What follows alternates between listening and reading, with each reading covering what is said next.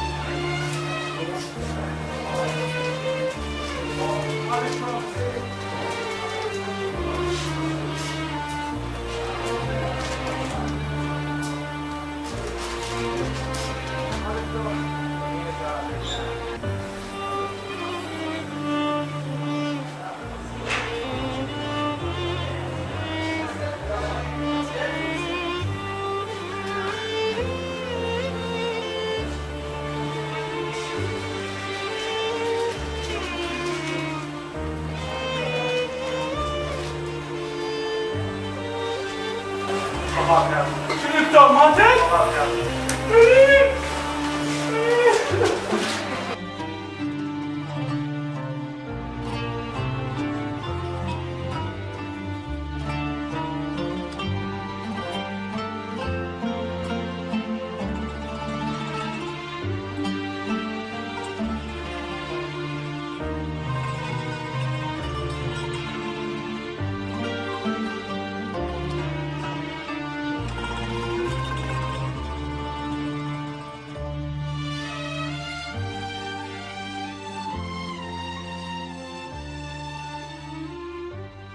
بالنسبة للي سائقين الدراجات النارية، طبعا لازم اكو شروط للركوب على الدراجة، وللأسف احنا هنا نشوف هذول الأطفال والكبار والكل تجي تصعد المطر ولا كأنما مهتمة بالشروط.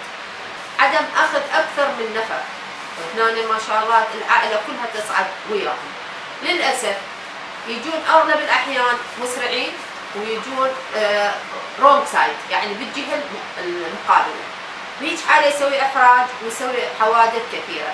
احنا عندنا مثل يقول الماطور كالتال صح، فللأسف احنا نشوفه بكثرة وماكو أي شيء حل رادع. نتمنى من المسؤولين ردع هاي الحالة.